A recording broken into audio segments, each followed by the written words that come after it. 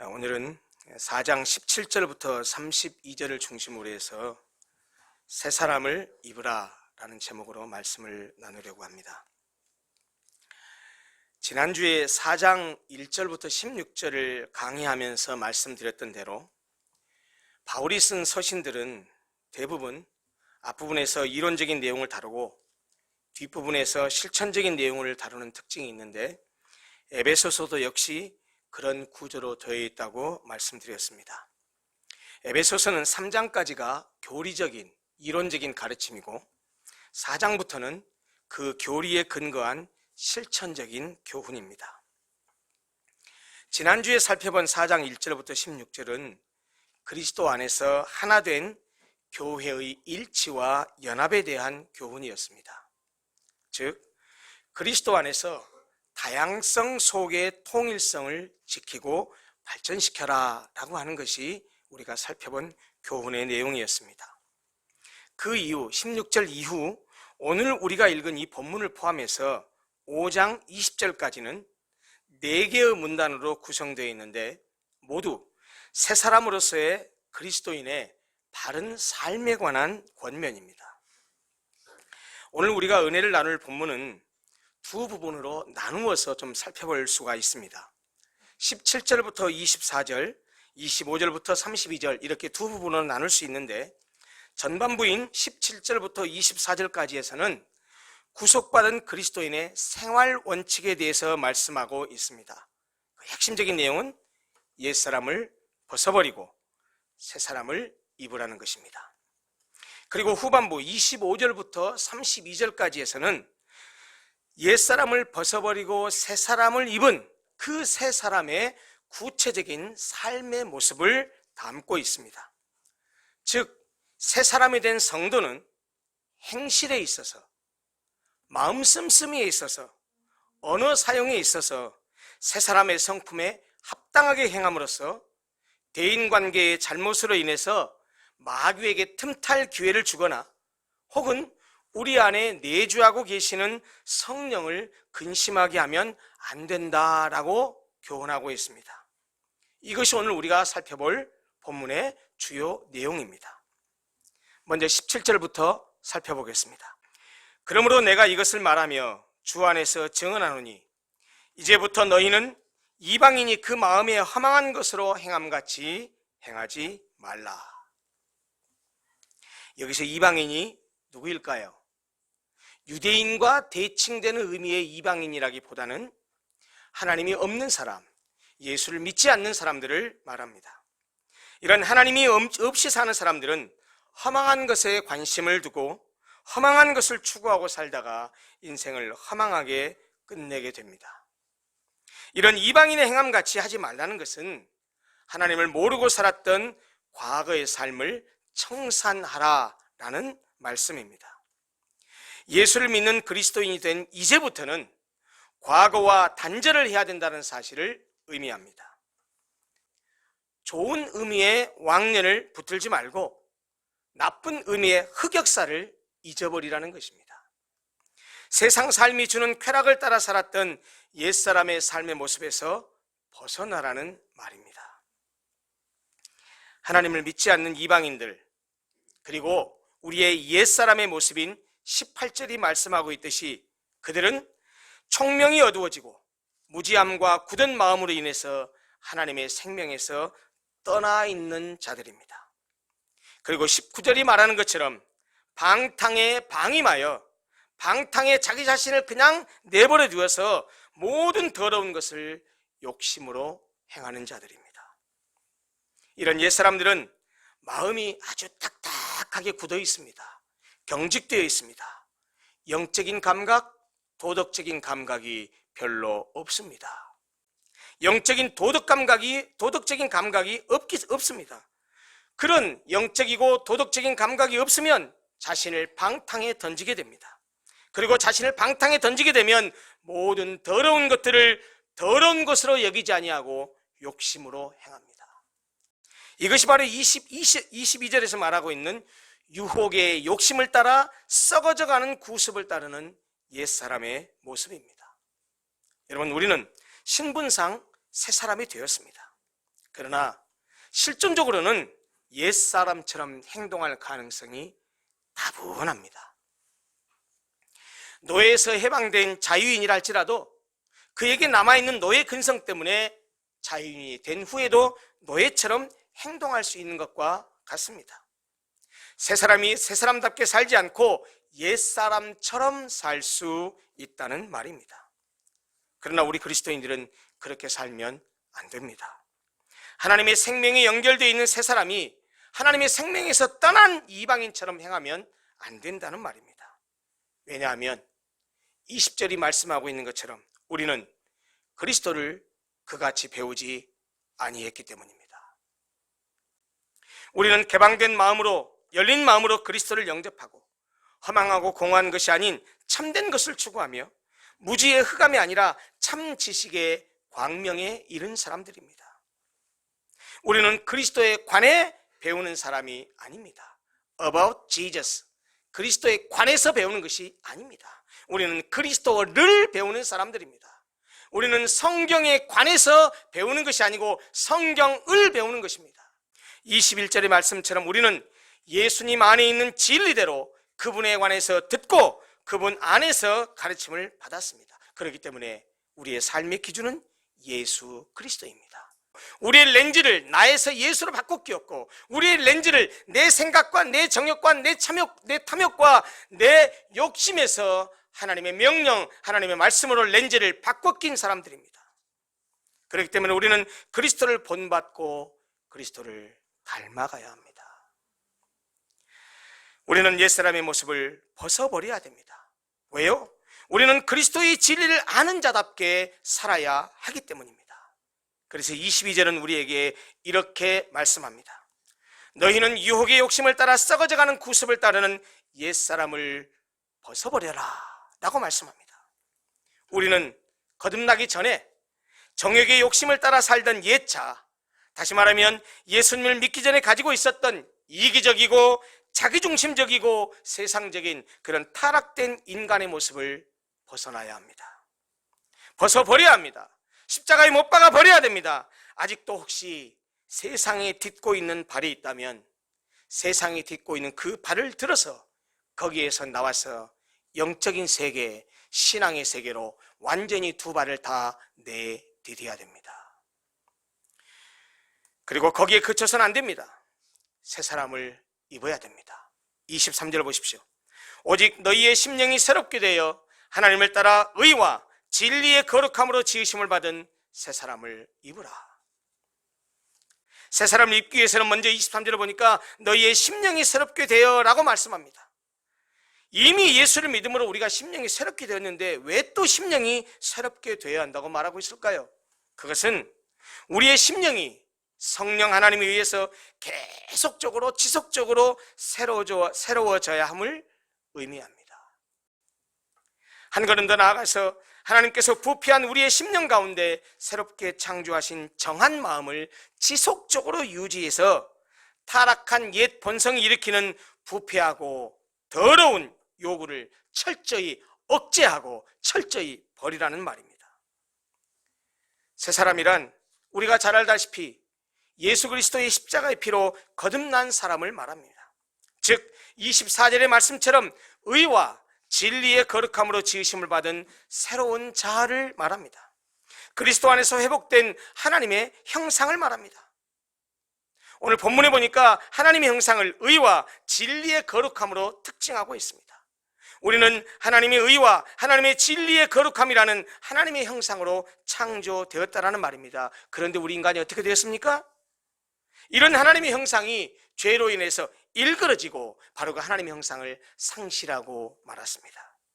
그런데 잃어버린 그 하나님의 형상, 일그러져 버린, 찌그러져 버린 하나님의 형상을 예수 그리스도께서 우리 안에 오셔서 다시 온전케 해주시고 잃어버린 그 생명을 다시 찾게 해주셨습니다. 그래서 다시 찾게 된 그 생명을 새 생명이라고 말하는 것입니다. 지으심을 받은 새 사람이란 애초에 하나님의 형상대로 지음을 받았었지만 죄로 타락한 인간 본성에 대한 재창조, recreation을 의미합니다. 그러므로 우리는 마땅히 회복되고 재창조된 사람답게 살아야 합니다. 우리가 생각하는 것이나 말하는 것이나 행동하는 것들이 하나님 중심이 되어야 한다는 말입니다. 우리의 삶의 표준이 세상이 아닌 하나님과 그 말씀이어야 한다는 말입니다. 나를 보고 세상을 보는 렌즈가 바뀌어야 한다는 말입니다. 옛사람을 벗어버리고 새사람을 입으라 라고 말씀하신 후에 25절부터 29절까지에는 네 쌍의 대조적인 단어를 열거하면서 세 사람의 구체적인 모습을 가르쳐줍니다. 먼저 25절을 보십시오. 그런즉 거짓을 버리고 각각 그 이웃과 더불어 참된 것을 말하라. 이는 우리가 서로 지체가 됨이라. 여기에는 거짓과 참된 것이 대조되어 있습니다. 새 사람을 입은 사람은 거짓을 버리고 참된 것을 말해야 합니다. 그렇게 함으로써 정직하고 믿을 만한 사람이 되어야 합니다. 여러분, 우리가 거짓말을 하지 말고 참말을 말해야 되는 이유가 있습니다. 먼저는 교회 안에서 우리는 서로가 지체이기 때문입니다. 내 몸의 손이 내 몸의 발에게 거짓말을 할 수는 없는 노릇입니다. 한 몸의 지체가 다른 지체에게 거짓말을 하는 것은 그 한 몸을 허는 행위입니다.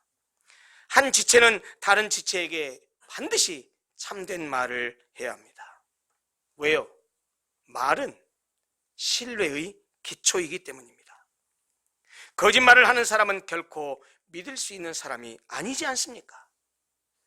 믿음의 가족끼리는 예수님에 대해서도 삶의 현장에서 만나는 일들에 대해서도 거짓이 아닌 참말을 해야 합니다. 두 번째입니다. 대조되는 말씀이 26절과 27절에 나옵니다. 분을 내어도 죄를 짓지 말며 해가 지도록 분을 품지 말고 마귀에게 틈을 주지 말라. 여러분, 살다 보면 어떻습니까? 화나게 하는 것들이 너무나 많습니다. 속된 표현으로 열받게 하는 일들이 너무 많이 일어납니다. 여러분들은 화가 나면 어떻게 하십니까? 그냥 꾹꾹 참게만 하십니까? 그러지 마십시오. 화가 나면 화를 내십시오. 목사님, 무슨 말씀이세요? 화나면 참아야죠. 아니요. 화를 참으면 병이 됩니다. 우리나라 사람들이 앓고 있는 병 가운데 상당한 심리적인 병을 갖고 있는 것 중에 하나가 뭐라고 말하죠? 화병이라고 말합니다. 화병이 왜 생기죠? 참아서 생깁니다. 여러분, 그러면 성경은 분을 내라고 할까요? 내지 말고 참으라고만 할까요? 성경은 분을 내지 않고 참기만 하라고 말하지 않습니다.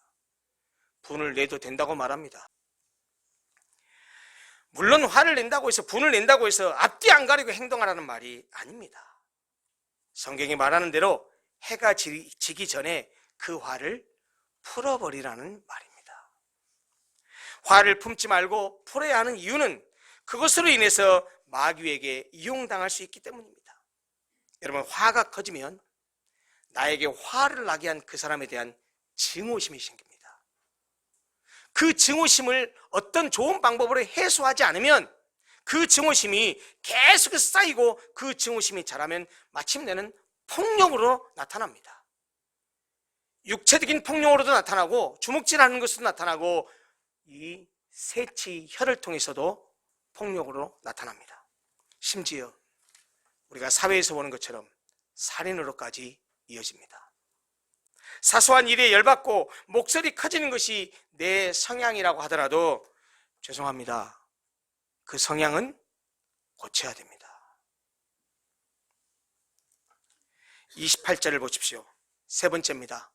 대조되는 것이 무엇입니까? 28절 읽겠습니다. 도둑질하는 자는 다시 도둑질하지 말고 돌이켜 가난한 자에게 구제할 수 있도록 자기 손으로 수고하여 선한 일을 하라. 도둑질은 자기 손으로 일하기 싫어서 다른 사람이 수고하여 만든 것이나 번 돈을 훔치는 행위입니다. 그러나 성경은 일하기 싫어하거든 먹지도 말게 하라고 말씀합니다. 세 사람은 게으르지 말고 부지런해야 됩니다. 가난한 사람을 도울 수 있도록 열심히 일해야 합니다. 자기만 잘 먹고 잘 사는 것으로 만족하지 말고 다른 사람도 생각하며 살아야 합니다. 네 번째입니다. 29절을 보십시오. 무릇 더러운 말은 너희 입 밖에도 내지 말고 오직 덕을 세우는 데 소용되는 대로 선한 말을 하여 듣는 자들에게 은혜를 끼치게 하라. 여러분, 말은요, 마음의 표현입니다. 내면에 어떤 것이 있느냐가 말로 표현되고 행동으로 표현됩니다. 마음이 사나운 사람은 말도 사납습니다. 마음이 아름다운 사람은 말도 곱고 아름답습니다. 말은 마음의 어떠함을 표현하는 수단이기 때문입니다. 따라서 새 사람은 언어도 세상 사람들과 달라야 합니다. 옛사람은 더러운 말을 합니다. 그러나 우리 새 사람은 옛사람들이 하는 그런 더러운 말을 해서는 안 됩니다. 더러운 말이 어떤 걸까요? 썩은 말, 부패해서 사용하기 부적절한 말, 아무런 쓸모없는 말이란 뜻입니다. 다른 사람들에게 쓸데없는 것을 생각하게 하는 말을 더러운 말이라고 말합니다. 물론 우리가 상식적으로 말하는 음담패설도 더러운 말입니다. 그런 말 하지 말라고 말합니다. 그러나 성도들은 덕을 세우는 데 필요한 말을 해야 됩니다. 어떤 사람은 이런 사람이 있습니다. 말을 하되 정제되지 않은 말을 그냥 막 툭툭 내뱉어 버립니다. 다른 사람 어떻게 생각하든 말든 그냥 막 툭툭 내뱉어 버립니다.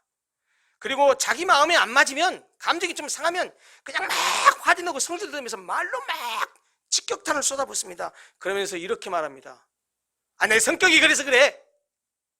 근데 뒤끝 없어. 나는 내가 얼마나 쿨한데. 여러분, 이런 사람은요, 자신의 말로 인해서 다른 사람이 받을 상처는 전혀 생각하지 않는 사람인데, 이런 사람은 쿨한 사람이 아닙니다. 이 사람은 아주 못되고 나쁜 사람입니다. 언어폭력을 휘둘러 놓고도 다친 사람들에게 전혀 미안해할 줄 모르면서 자기가 행한 폭력에 대해서 정당화하려고 하는 사람입니다. 새 사람은 언어 습관도 고쳐야 합니다. 좋은 말, 이쁜 말, 아름다운 말, 그런 말을 해야 됩니다. 덕을 세우는 말, 은혜를 끼치는 말을 해야지 경건치 못한 더러운 말이나 남에게 상처를 주는 말을 하면 안 된다는 말입니다. 교회에서 가장 큰 문제를 일으키는 것이 뭔지 아세요? 말입니다.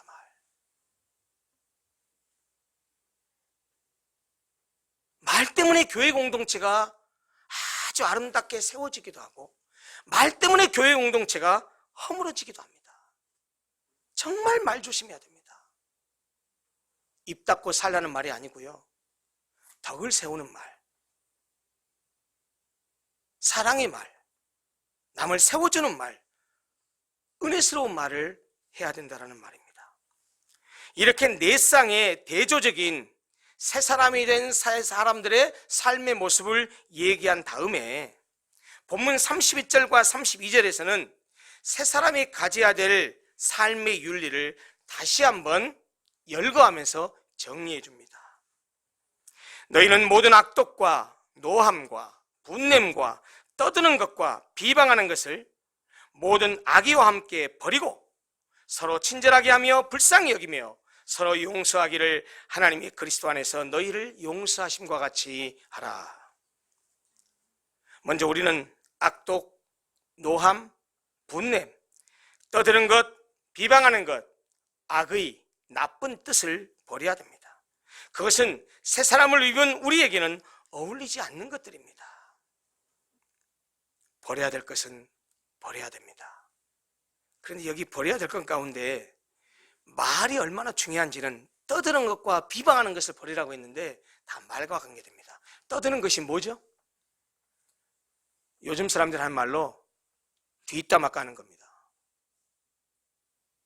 어떤 사람에게 무슨 말이 불평이나 불만이 있으면 면전에서 하십시오. 다른 사람들하고 얘기하다가 그 사람을 도마 위에 올려놓고 그 사람 왜 그런지 모르겠어. 그리고 자꾸 입방아를 찢습니다. 뒷담화를 합니다. 이것이 떠드는 말입니다. 비방하는 것도 마찬가지입니다. 남을 좀 이왕이면 세워줬으면 좋겠는데 좋은 거 다 버려버리고 꼭 단점, 흠만을 잡아서 얘기합니다. 제발 우리 그리스도인들은, 특히 우리 로고스교회 성도들은 사람이 다 단점이 있고 흠이 있으니 단점은 좀 덮어주고 흠은 우리가 좀 감싸주고 상대의 좋은 점을 세워주고 좋은 점을 칭찬하는 그런 아름다운 말을 했으면 좋겠습니다.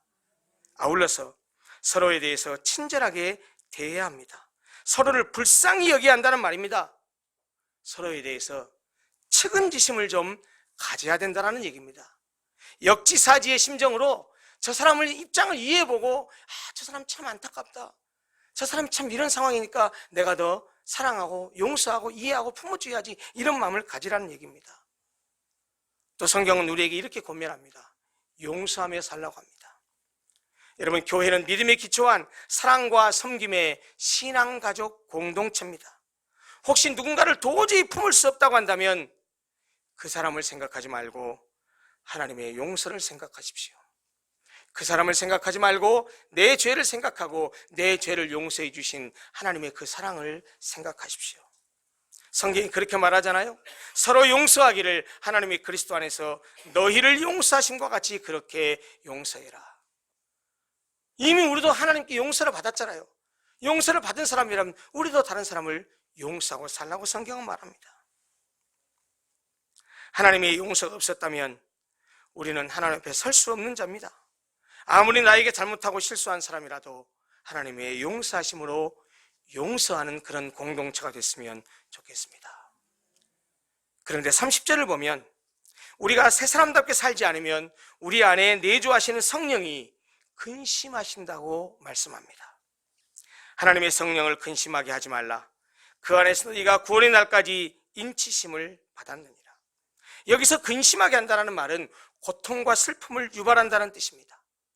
성령은 거룩한 영이시기 때문에 거룩하지 않은 것, 즉 죄 때문에 고통과 슬픔을 느끼십니다. 성령은 거룩한 연합을 이루는 영이기 때문에 불화와 반목과 분열에 대해서 고통과 슬픔을 느끼십니다. 그러므로 새 사람은 성령을 근심하게 하지 말아야 합니다.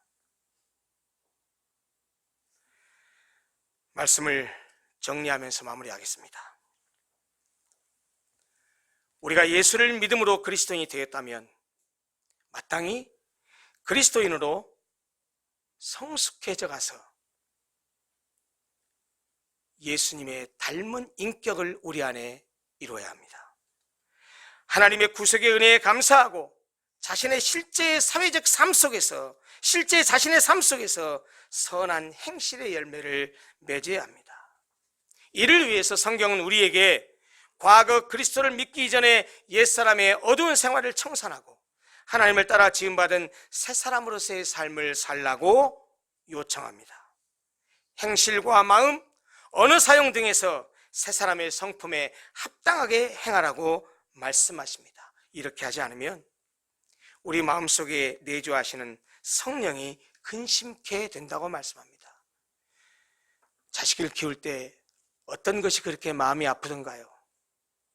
자식들이 싸우고 반목하고 불목하면 얼마나 부모 마음이 아픈지 모릅니다.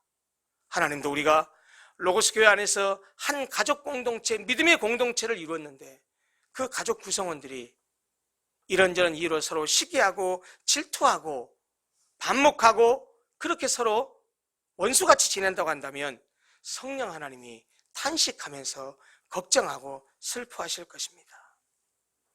우리는 예수를 믿고 새 사람이 되었습니다. 이렇게 새 사람이 되었는데 아직도 입고 있는 옛 사람의 모습이 있다고 한다면 버려야 합니다. 여러분, 아무리 깨끗하고 멋진 옷이라 하더라도 입고 있던 더러운 옷을 벗지 않고 그 위에다가 덧입을 수는 없습니다. 벗고 입어야 합니다. 성경은 우리에게, 새 사람을 입은 우리에게, 거듭난 우리에게 그리스도인이 된 우리에게 이렇게 명령합니다. 오늘 다른 설교 말씀은 다 잊어버려도 이 말씀은 기억하십시오. 옛사람을 벗어버리고 새사람을 입으라. 기도하겠습니다.